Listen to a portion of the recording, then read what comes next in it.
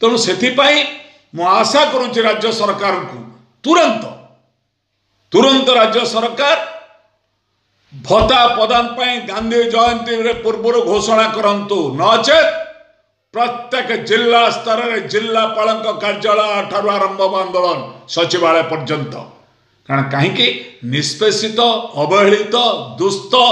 क्या तुम हारास में एमएस न्यूज को स्वागत करुच्ची। आपण मैंने जानते गत काली माननीय मुख्यमंत्री अध्यक्षता राज्य कैबिनेट बैठक अनेक प्रस्ताव पर मोहर मारी जो प्रस्ताव 7 गोटी प्रस्ताव पर मोहर मारी 5 घंटा धरी बैठक चलला। कामधनु योजना कहतु से 8 गोटी प्रस्ताव डीलर मानकर अवधि बुद्धि कहतु पुलिस विभाग रे किछि कार्य तांकर बजेट बुद्धि करवा गाड़ी जोगाई देवा से कहतु माननीय हाईकोर्ट रे कर्मचारी माने 550 स्टाफ क्वार्टर करवा विचारपति संपर्क में किसी आईन रे संशोधन आनिबा ये सब स्वागत योग्य किंतु 5 घंटा धरी जो कैबिनेट बैठक बसिबा परे सी भत्ता पर कौन प्रदान नेले निष्पत्ति कौन नेले जोटा बीजेपी रो निर्वाचन प्रतिश्रुति थिला। आमे गत 27 तारिख रे ओडिशा भत्ता प्रदान संघर्ष समिति रो एक प्रतिष्ठा सम्मेलन आयोजित करिछु। सेथिरे ओडिशार समस्त जिलार प्रतिनिधि आसी जो सब आवेग भरा कथारे कहिचंती मु एटा समय नै आपन को प्रकाश करिया पई कंदमाल बौद्ध फुलवाणी बरगढ़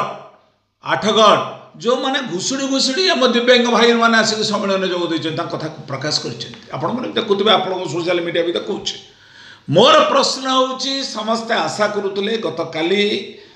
जो माने बैठक जरूरी बैठक कैबिनेट होची आम कि मोहर मारे माननीय मुख्यमंत्री मोहन चरण माझी कौन मोहर मारी आम कौन मोहर मारी जोड़ा निर्वाचन प्रतिश्रुति थिला बीजेपी आमे आसिले क्षमतार 3000 रु 3500 पर्यंत भत्ता बुद्धि करूँ से संपर्क में कौ दिन ने आपणकर बहुत सोशल मीडिया कहूँ अक्टोबर 1 रे सरकार गोटे बड़ घोषणा करूँ पवित्र गांधी जयंती रे घोषणा करेंगे बोली आम आशा करुचु कौ हिसाब आशा करूँ मो प्रश्न कहूँ आपणकर आम सम्मेलन रे राज्यस्तरीय सम्मेलन भुवनेश्वर जो आयोजित है बहु भाई हिताधिकारी से मधुबाबू योजना हूँ से विधवा भौणीटे हो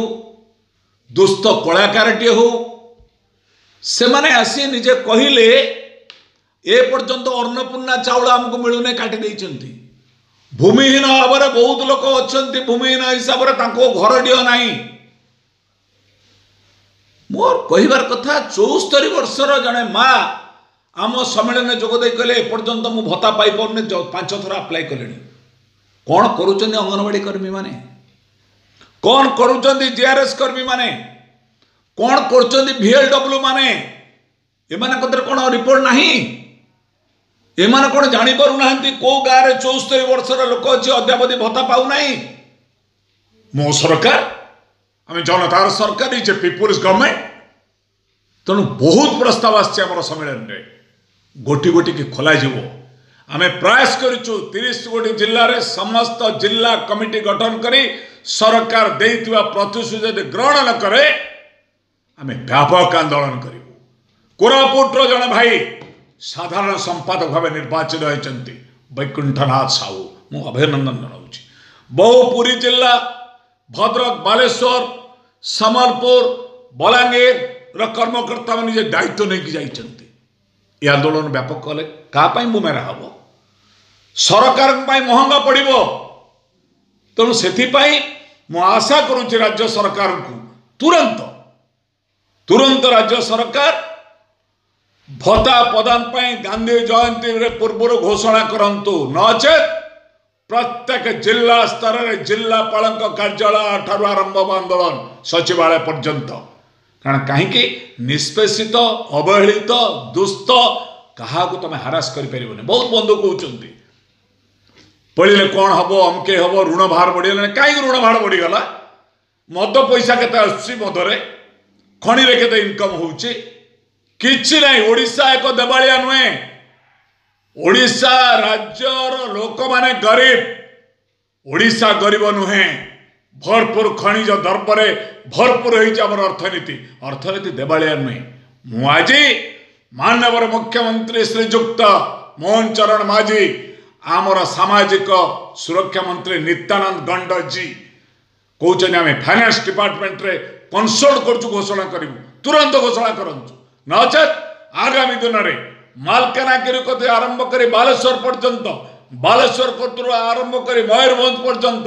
मयूरभंज को आरंभ कर जगतसिंहपुर पर्यंत सबू जगार आंदोलन कर बाध्य हे निर्वाचन प्रतिश्रुति पालन करे नचेत बीजेपी सरकार को राजरास्तार किपर अटक करा बाट तैयार करने ओडिशा भत्ता प्रदान संघर्ष समिति तार निष्पत्ति नहीं बहु रेजुलेशन पास कर जोड़ा आगामी दिन में आम कार्यकारी करने जाऊँ।